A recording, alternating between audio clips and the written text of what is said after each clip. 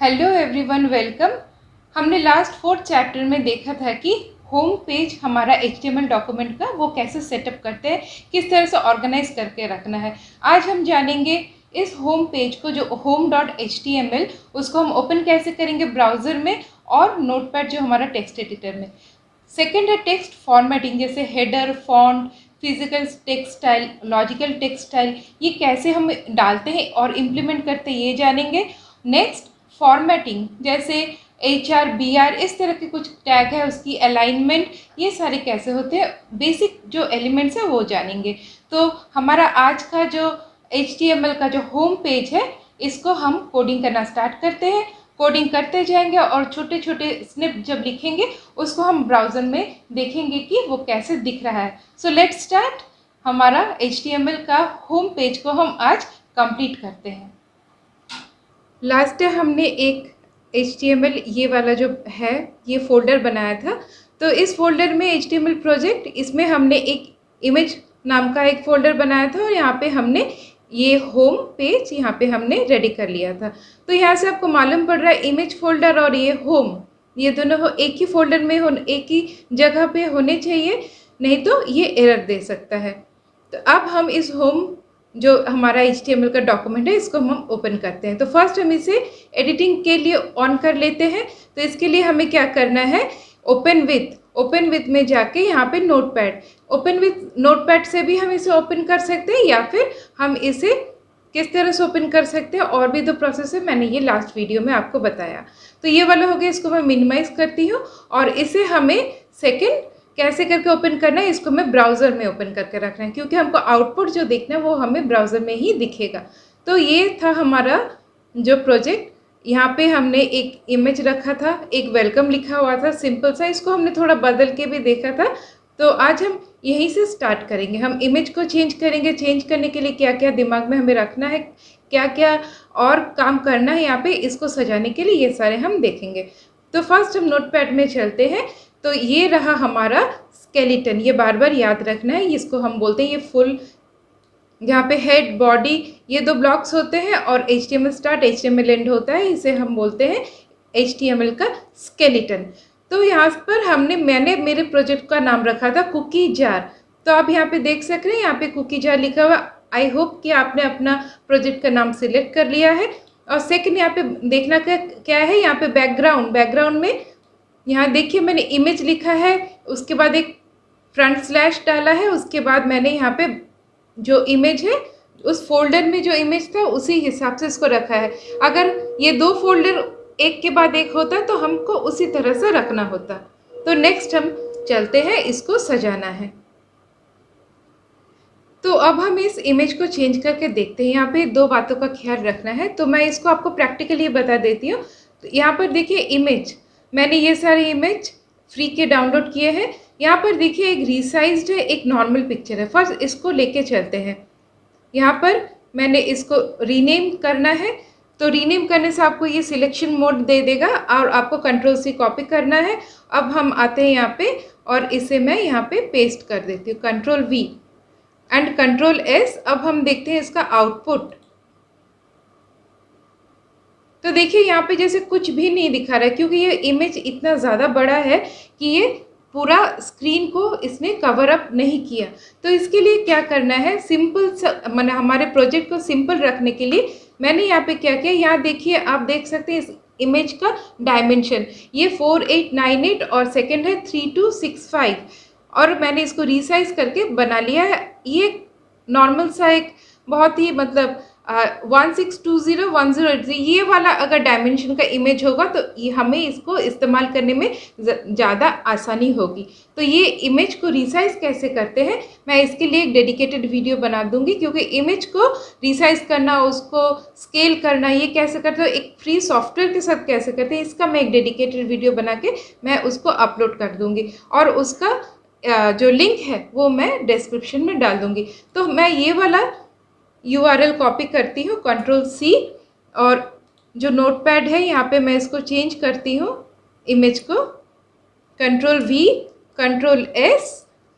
अब देखते हैं यहाँ पे क्या चेंजेस आते हैं, क्योंकि यहाँ पे डायमेंशन चेंज कर दिया है। तो आप यहाँ पे देख सक रहे हैं कि डायमेंशन चेंज होने के बाद देखिए इमेज लगभग पूरा दिखा रहा है। तो ये वाला आपको करना ज़रूरी है। आप घबरा मत जाइए कि मैंने डाउनलोड किया इमेज और वो इमेज सही तरीके से नहीं दिखा रहा है। इमेज को सही तरीके से डालने के और भी ऑप्शन है, मगर अभी के लिए इसको सिंपल रखने के लिए ये वाला प्रोसेस हम अपनाते हैं। तो नेक्स्ट हम चलते हैं और थोड़ा फॉर्मेटिंग ठीक करते हैं। इसके लिए हमें क्या करना है, अब हमारा वेलकम तो हमें अभी नहीं चाहिए, क्योंकि अब हमको एक ऊपर एक टॉपिक डालना है। टॉपिक का जो हेडिंग है, ताकि ये बताए कि हमारा वेब पेज किस बारे में बता रहा है। तो इसके लिए हमें वेलकम को हटाना है। यहाँ पे लिखना है कुकी जार। मेरा टॉपिक है कुकी जार, तो मैंने ये लिख दिया। Ctrl+S एंड रिफ्रेश, तो देखिए कुकी जार आ गया। अब इसको यहीं पे अभी ऐसे रखते हैं। प्रॉपर फॉर्मेटिंग जब हम अपना टेक्स्ट यहाँ पे डाल लेंगे पूरा, उसके बाद हम लिखेंगे। तो मैं झटपट जो जो टेक्स्ट है डाल लेती हूँ, उसके बाद आपको इसका फॉर्मेटिंग बताती हूँ। ओके, अब हमने यहाँ पे देखिए कुछ यहाँ पे टेक्स्ट ऐड किया, क्योंकि एक हेडिंग के बाद कुछ पैराग्राफ लिखने से ये ज़्यादा सुंदर लगता है। तो मैंने यहाँ पे टेक्स्ट ऐड किया। अब इसको मैं Ctrl+S करती हूँ और यहाँ पर चल के हम देखते हैं ये कैसे दिखा रहा है। तो आप यहाँ पे देखिए, मैंने जब नोटपैड में लिखा था तब क्या हुआ था कि मैंने वो नीचे लिखा था, लाइन्स ब्रोकन थे, मगर यहाँ पे जैसे ही मैंने यहाँ पे रिफ्रेश किया तो देखिए ये जस्ट एक ही लाइन में दिखा रहा है। तो ये ठीक करना अब हमको है। तो मैंने पहले बोला पूरा टेक्स्ट हम यहाँ पे ऐड कर देते हैं, उसके बाद हम इसको फॉर्मेटिंग करेंगे। तो झटपट और बाकी टेक्स्ट मैं ऐड कर देती हूँ। ओके, अब आप देखिए मैंने यहाँ पे कुछ टेक्स्ट ऐड कर दिए हैं। जैसे मैंने यहाँ पे हेडिंग लिख दिया कुकी जार, यहाँ पे एक छोटा सा कोट्स की तरह डाल दिया कि if life is a cookie then friends are the chocolate chips in it. Next मैंने यहाँ पे कुकी कैपिटल मतलब अपर केस में लिखा है, और यहाँ पे मैंने दो काफ़ी लेंदी लाइंस डाले हैं, जो कि देखने में यहाँ से वहाँ तक जाने में बहुत ही प्रॉब्लम, क्योंकि इस तरह से हम डालेंगे तो ये सुंदर नहीं दिखेगा और जो यूज़र है उसको भी समझ में नहीं आएगा। अब Ctrl+S और चलते हैं, इसको हम रिफ्रेश करते हैं। तो देखिए ये सब एक जगह पर हो गया है, मगर हमको जो चाहिए था वो उस तरह से दिख नहीं रहा है। अब हम धीरे धीरे वन एलिमेंट्स इसमें डालेंगे। सब टेक्स्ट हमने डाल लिया, ऐसे ही डालते हैं सब टेक्स्ट, उसके बाद वन एलिमेंट डालेंगे और देखेंगे उसका इफेक्ट क्या हो रहा है। तो चलिए वो देख लेते हैं। ओके, अब हम 1 बाय 1 एलिमेंट्स देखेंगे, उसको डालेंगे हम प्रॉपर जगह पर और देख लेंगे कि उसका इम्प्लीमेंटेशन कैसे यहाँ पे रिफ्लेक्ट हो रहा है। तो झटपट हम देख लेते हैं। तो हम को नोटपैड को ओपन मैं कर रही हूँ यहाँ पे, और यहाँ पे मैं लिख रही हूँ H1। तो ये header tag H1 to H6 तक होता है, और जैसे H6 तक ये चले जाता है वो धीरे धीरे जो लिखावट है उसका स्ट्रेंथ उसको लो करते जाता है। मतलब आपको पहले बहुत चौड़ा, मतलब काफ़ी स्ट्रॉन्ग दिखेगा, बोल्ड दिखेगा, उससे कम इस तरह से वो H6 तक जाता है। H7 लिखेंगे तो वो कुछ भी नहीं बताएगा। तो Ctrl+S और देखिए कुकी जार आ गया यहाँ पे। तो यहाँ पर ठीक है, आपको पता चल रहा है कि ये H1 टैग ये कैसे दिख रहा है। अब आपने देख लिया H1 टैग का कैसे इस्तेमाल होता है। आप बाकी H2 से H6 एक बार इम्प्लीमेंट करके आप जस्ट कॉपी पेस्ट करके देख सकते हैं। तो सेकंड हमको देखना है कि यहाँ से जो इफ़ कुकीज़ और ये वाला जो लाइन लिखा हुआ है यहाँ तक इन इट, हमने जो ट्राई किया था, हमने चाहा था कि ये इस तरह का कुछ दिखे, ये 3 लाइन इस तरह से दिखे। तो हमको इसके लिए जो टैग चाहिए वो है BR मीन्स ब्रेक। तो मैं इस तरह इसको डाल रही हूँ, और ये एक एम्प्टी टैग है। हमने पहले ही जाना था कि एम्प्टी टैग किसे कहते हैं, जो स्टार्ट होता है और वो फिर हम उसको यहाँ पे जैसे हमने H1 को क्लोज़ किया है, ये क्लोज़ नहीं होते। इसको देखिए मैंने जस्ट स्टार्ट किया है और क्लोज़ नहीं है ये। तो इसको सेव करती हूँ मैं, और नेक्स्ट मैं यहाँ पे रिफ्रेश करती हूँ। तो देखिए ये वाले लाइन ये तीनों लाइन यहाँ पे ऐसे आ गए। तो नेक्स्ट यहाँ पे कुकी लिखा हुआ है, इसको भी हम BR डालेंगे तो नीचे की तरफ आ जाएगा, और यहाँ पे बाकी जो 2 लाइन्स है इनको भी हमको कुछ इसका फॉर्मेटिंग करना है। तो अब देखते हैं ये कैसे होगा। तो मोर और लेस हमें जिस तरह से इसका अरेंजमेंट चाहिए हमें उस तरह का यहाँ पे अरेंजमेंट मिल गया है। अब नेक्स्ट हम और कुछ एलिमेंट्स को देख लेते हैं। अब यहाँ पे जो लाइन्स है ये सारे एक के साथ एक चिपके हुए हैं, क्योंकि ऊपर का लाइन उसके बाद तीनों लाइन, तो ये थोड़े से हम अगर इसको थोड़ा सा डिफ्रेंशिएट करके दिखाएं तो ये ज़्यादा सुंदर लगेगा। तो इसके लिए हमें क्या करना है, तो हम यहाँ पे चलते हैं अपने नोट पैड में। यहाँ पर एक टैग है जिसे हम बोलते हैं जस्ट सिंपल सा, ये है एम्प्टी टैग HR। तो हमने ये वाला ब्लॉक को अलग कर दिया। नेक्स्ट हम यहाँ पे चलते हैं, यहाँ पर लिखेंगे HR, इस ब्लॉक को हमने क्लोज कर दिया। नेक्स्ट चलेंगे, यहाँ पे लिखेंगे कुछ इस तरह से HR हॉरिजॉन्टल रूल, और इसे Ctrl+S किया और यहाँ पर हमने इसको रिफ्रेश किया तो देखिए इसने सारे पार्ट्स को डिवाइड कर दिया। अब कुछ ये बेहतर लग रहा है। नेक्स्ट क्या करना है, नेक्स्ट अब नोट पैड में फर्स्ट अभी हम फॉर्मेटिंग करना स्टार्ट करें थोड़ा डिफरेंट वे से। तो यहाँ पर इसके लिए हमें, यहाँ पे आप देख रहे हैं कि ये बॉडी ये पार्ट है, तो बॉडी मतलब ये जो हमको ये ब्लू में दिख रहा है ये बॉडी है, और हेड में ये कुकी जार लिखा हुआ है दिख रहा है। अब तक आपको पता चल चुका है। अब हम नोट पैड में जाके यहाँ पर जो हमने पिक्चर को इमेज को डाला था एज अ बैकग्राउंड, यहाँ पर हमको कुछ टैग डालने हैं। तो मैंने जल्दी जल्दी काम कर लिया क्योंकि मैंने यहाँ पे कॉपी पेस्ट किया, मैंने यहाँ पे टाइप नहीं किया ताकि टाइम बचे। तो यहाँ पे देखिए मैंने लिखा है, जस्ट इसको समझा दो, अलाइन सेंटर। टेक्स्ट मैंने सपोज रेड डाल दिया, top margin, left margin, bottom margin and right margin. ये क्या करता है, आप जितना 50 डाला है ना, आप जब इसको रिफ्रेश करूँगी आप देखोगे कि ये थोड़ा सा हर मार्जिन से हट जा रहा है, क्योंकि बॉटम से थोड़ा आपकी तरफ आ रहा है, अपर से थोड़ा नीचे की तरफ आ रहा है, साइड से थोड़ा सेंटर हो रहा है। तो ये वाला इफेक्ट आपको यहाँ दिखेगा। तो Ctrl+S और मैंने यहाँ पे रिफ्रेश किया तो देखिए यहाँ से कुकी जार, यहाँ से टॉप में इसने मार्जिन छोड़ा, यहाँ से इसने यहाँ से मार्जिन छोड़ा, इस तरफ से राइट से ये इस तरफ आ गया, और सारे के सारे टेक्स्ट यहाँ पे अब सेंटर हो चुके हैं। मगर हम अगर इस तरह से सेंटर सब कुछ रह गई, क्या ये बेहतर दिखेगा? नहीं। तो इसके लिए हमको और कुछ एलिमेंट्स के बारे में नॉलेज रखना है। तो देखते हैं कौन कौन से एलिमेंट्स अभी हमें चाहिए। अब आपको पता चल गया कि यहाँ पे सेंटर में डाला, ये मतलब ये एक अलाइनमेंट है। अलाइनमेंट 4 तरह के होते हैं। फर्स्ट है सेंटर, सेकंड है आपका लेफ्ट, राइट और जस्टिफाइड। मतलब सेंटर बीच में कर देगा, लेफ्ट में रखेगा, राइट में रखेगा, और जस्टिफाइड मतलब जो भी टेक्स्ट है उसको इक्वली डिस्ट्रीब्यूट कर देगा। तो मैं इसका एक आपको स्नैपशॉट दिखा देती हूँ। ओके, अब आप यहाँ पे देखिए, जैसे मैंने यहाँ पर जो टेक्स्ट का अलाइनमेंट किया, यहाँ पर क्या हुआ है कि मैंने नोट पैड में हम देखते हैं यहाँ पे अलाइन सेंटर, ये वाला एट्रीब्यूट किसके लिए था? For body tag.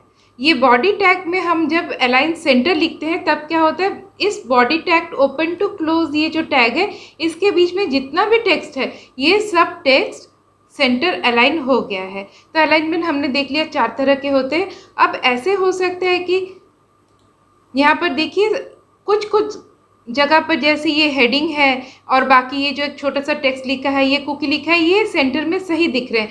मगर यहाँ पर जब हम इस तरह के कुछ लाइन्स या फिर पैराग्राफ्स मोर मतलब करेक्टली बोलेंगे तो ये पैराग्राफ्स ये जब लिखेंगे तो ये सेंटर में एकदम सही नहीं दिखेंगे। तो इसके लिए हमें नेक्स्ट क्या करना है, changing some part of the body, जो टेक्स्ट है उसका अलाइनमेंट हम चेंज कर सकते हैं, किसी को राइट में, किसी को लेफ्ट में, और कोई जस्टिफाइड हुआ, कोई सेंटर हुआ, अपने हिसाब से कर सकते हैं। तो इसके लिए हमें फर्स्ट इसके साथ मैं और एक इंट्रोड्यूस कर रही हूँ, Ctrl+V मैंने पेस्ट किया, ये है पैराग्राफ एलिमेंट। और यहाँ पर देखिए मैंने इसको लिखा अलाइन इक्वल टू लेफ्ट, यहाँ पे मैंने अलाइन लेफ्ट किया है। और पैराग्राफ ये एलिमेंट एक कंटेनर टैग है, इसके लिए हमें इसे क्लोज भी करना है। तो ये नेक्स्ट लाइन को भी मैं पैराग्राफ ही बताऊंगी, इसलिए मैं इसको पहले इस तरह से, अब इसको हम सेव कर रहे हैं और नेक्स्ट इसका क्या होता है देखते हैं रिफ्रेश के बाद। तो अभी आपको पता चल रहा है कि ये देखिए लेफ्ट अलाइन हो गया, अब तक ये सेंटर था, ये अब लेफ्ट अलाइन हो गया। यहाँ पे टेक्स्ट कम है बोल के हमको पता नहीं चल रहा है कि सही तरीके से कि पैराग्राफ ये कैसे दिखेगा, मगर यहाँ पे आप देख सक रहे हैं कि ये ETC यहाँ तक आके ये एंड हुआ है। फिर से जैसे पैराग्राफ में एक स्पेस चाहिए उतना उसने स्पेस डाल के फिर नेक्स्ट वाला लाइन को उसने स्टार्ट किया है। तो अब आपको पता चल गया कि पर्टिकुलर एक टेक्स्ट को हम किस तरह से अलाइन, लेफ्ट लिखेंगे राइट लिखेंगे, वो उस हिसाब से वो अलाइन करेगा। और पैराग्राफ ये एक बहुत ही इम्पॉर्टेंट एक बेसिक HTML टैग है और ये कंटेनर टैग है। नेक्स्ट सेक्शन में चलते हैं। अब नेक्स्ट सेक्शन में चलते हैं तो वो है फिजिकल टेक्स्ट फॉर्मेटिंग। अब देखते हैं वो किसको बोलते हैं, वो कैसे करते हैं। Suppose if life is a cookie, इस तरह ये जो हमने पैराग्राफ लिखा था, अब हम फ्रेंड्स ये वाले बात को हम हाईलाइट करना चाहते हैं, तो हमें कैसे लिखना है, B फॉर बोल्ड, इसको हम थोड़ा सा इटैलिक्स कर देते हैं, I फॉर इटैलिक्स, और यहाँ पे थोड़ा सा अंडरलाइन कर देते हैं इसको, U फॉर अंडरलाइन। अब मैंने जिस तरह से BIU लिखा है, हमने लास्ट डे पढ़ा था, इसको टैग नेस्टिंग बोलते हैं। तो हमको पहले I को क्लोज करना पड़ेगा, उसके बाद हमको पहले हमको U को क्लोज करने पड़ेगा, क्योंकि फ्रेंड्स के ठीक पहले ही U ये लास्ट में आया तो ये फर्स्ट में इस तरफ से स्टार्ट होगा। फिर I को इटैलिक्स को हमें क्लोज करना है, उसके बाद हमें क्लोज करना है B फॉर बोल्ड। अब ये B फॉर बोल्ड अब हम सेव करते हैं और इसका इम्प्लीमेंटेशन देखते हैं। तो जैसे ही मैंने इसको रिफ्रेश किया, देखिए यहाँ पे ये जो फ्रेंड्स, इसने अपना जो कैरेक्टरिस्टिक्स है इसको इसने चेंज कर लिया। अब इसको बोलते हैं फिजिकल फॉर्मेटिंग। यहाँ पर आप 1 बाय 1 आपको जैसे चाहिए टेक्स्ट, इसको आप चेंज कर सकते हैं, मगर यहाँ पे सारे रेड दिख रहे हैं तो ये भी हाईलाइट कम हो रहा है। तो इसके लिए हमें और एक काम करना है, वो क्या करना है, तो ये है फिजिकल फॉर्मेटिंग। अब फिजिकल फॉर्मेटिंग हमने जब जान लिया तो लॉजिकल फॉर्मेटिंग भी किसे बोलते हैं ये भी ज़रा देख लें। तो इसके लिए हमें कुकी के सामने मैं एक टैग लिख रही हूँ, STRONG, ये भी कंटेनर है।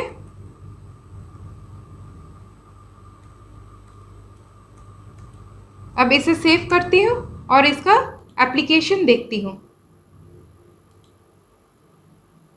तो देखिए यहाँ पे कुकी ये जो लिखा हुआ है ये थोड़ा सा हेल्दी बन गया है, मतलब स्ट्रॉन्ग बन गया है। तो इसको फिजिकल और लॉजिकल क्यों बोलते हैं? फिजिकल मतलब ये जो BUI ये सारे टैग्स आप जहाँ भी यूज़ करेंगे वो सेम आपको आउटपुट रिजल्ट दिखाएगा, मगर जैसे ये स्ट्रॉन्ग, EM इस तरह के कुछ टैग है जो मैं आपको प्रोवाइड कर दूंगी। तो ये सारे टैग डिपेंड करते हैं कुछ सर्कमस्टेंसेस के ऊपर, ब्राउज़र के ऊपर। तो इसके अपना एक हिसाब होता है कि वो किस तरह से डिस्प्ले करेगा। तो यहाँ पे डिफरेंस बन जाता है फिजिकल एंड लॉजिकल फॉर्मेटिंग का। तो सेकंड, अब यहाँ पे हम और एक फॉर्मेटिंग स्टाइल देखेंगे। अब मैं ये वाला जो पार्ट है इसको थोड़ा सा मैं डिफरेंट वे से डाल रही हूँ। तो यहाँ पे मैं आपको समझा देती हूँ। जैसे मैंने यहाँ पे लिखा फॉन्ट, ये एक टैग है, इसमें हम जैसे एट्रीब्यूट डाल सकते, कलर इक्वल टू ब्लैक डाला मैंने, साइज इक्वल टू 10 डाला, और इफ़ लाइफ इज़ यहाँ तक। उसके बाद फिर से मैंने कलर को चेंज किया, कलर रेड एंड साइज 10, क्योंकि कुकी का कलर फिर नहीं तो ब्लैक हो जाता। उसके बदले हम रिपीटेडली फॉन्ट ये वाला हम यूज़ कर रहे हैं टैग को। और उसके बाद देखिए मैंने यहाँ पे फॉन्ट को क्लोज किया एंड दिस वे। तो इसको हम Ctrl+S सेव करते हैं और इसको हम चलते हैं, देखिए कैसा दिखता है। तो देखिए यहाँ पे ये इस तरह से कुछ आया है। तो आप जस्ट पॉज करके आप देख लेना कि कोड में मैंने क्या डाला है। तो मैंने यहाँ पे पूरा पैराग्राफ को ही ब्लैक कर दिया था और जस्ट कुकी को ही मैंने रेड रखा ताकि आपको डिफरेंस मालूम पड़े। तो इसी तरह से आप बाकी जो ये वाले जो है टेक्स्ट, इसको भी आप इसी फॉन्ट टैग को यूज़ करके चेंज कर सकते हैं। तो झटपट इसको एक बार हम चेंज करके देखते हैं ये कैसे लग रहा है। जस्ट मैंने अभी इसको टाइम को बचाने के लिए मैंने इसको इसी तरह से रख दिया। और इसको सपोज मैं इसका कलर हटा देती हूँ, रेड है इसको रेडी रखे रहती हूँ, और मैं ये दोनों लाइन को ही सेम टू सेम ऐसे ही रखूँगी और मैं यहाँ पे फॉन्ट क्लोज कर दे रही हूँ। अब देखते हैं इसका क्या आउटपुट आता है। तो अब आप देखिए इसका आउटपुट, ये सारे रेड में है, ये पैराग्राफ बन चुका है, ये 10 फॉन्ट है, तो अब काफ़ी बड़ा दिख रहा है। और ये कुकी यहाँ पे इस तरह से लिखा हुआ है, ये थोड़ा सा कलर डिफरेंट होने से और अच्छा लगता, तो इसको थोड़ा सा कलर डिफरेंट और कर देते हैं।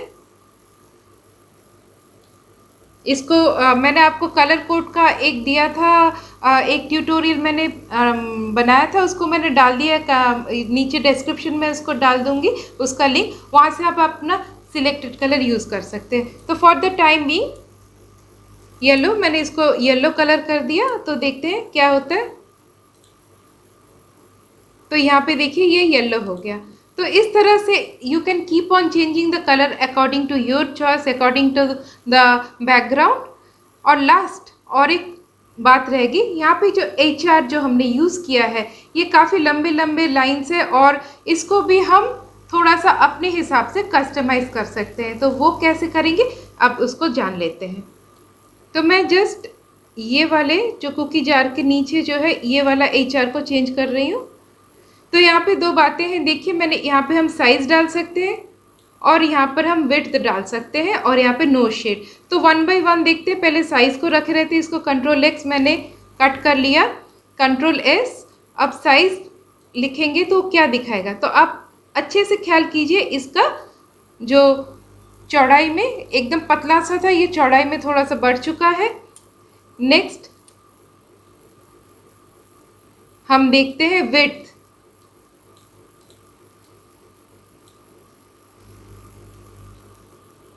अब विड्थ बोलेंगे तो देखिए ये छोटा सा हो गया है, घट चुका है। तो मैंने विड्थ 300 दिया था, तो ये घट चुका है। और लास्ट इसका शेडिंग, तो Ctrl+S। अब देखिए ये शेडेड हो गया है। तो आपको यहाँ पे 3 एट्रीब्यूट मिल गए हैं। तो वो क्या क्या है, वो है साइज, उसके बाद विड्थ, और उसके बाद नो शेड, उसका शेडिंग। तो इस तरह से आप बाकी ये जो लाइन्स है अपने हिसाब से आप इसको डाल सकते हैं, और इसका फॉर्मेटिंग और सुंदर बना सकते हैं। तो यहाँ पर एक क्वेश्चन आ रहा है कि ये जो कुकी लिखा हुआ है, ये कुकी यहाँ पर अगर इस तरह से ना लिख के हम अगर यहाँ पे कुकी का पिक्चर डालते, इमेज डालते, तो वो बहुत ज़्यादा सुंदर लगता। तो हम नेक्स्ट चैप्टर में मैं आपको बताऊंगी किस तरह से इमेज को यहाँ पे डालते हैं और किस तरह से इमेज को यूज़ करते हैं। और इमेज एक तो यूज़ हुआ, और इसको हम कुकी से लिंक करेंगे और एक नेक्स्ट पेज बनाएंगे, जो कि आप बोल सकते हैं कि अबाउट पेज। तो लिंक करेंगे, वो लिंक अबाउट पेज में जाएगा। तो ये कमिंग चैप्टर्स में हम देखेंगे। तो आज के लिए इतना ही। आई होप आपको ये समझ में आ गया। आई होप कि आप ये वाला एक बार ट्राई करोगे अपने जो प्रोजेक्ट आप जो बना रहे हैं। तो wish you all the best, and आप सब खुश रहिए और मुस्कुराते रहिए। फिर से नेक्स्ट चैप्टर में आपके साथ मिलती हूँ, तब तक बाय।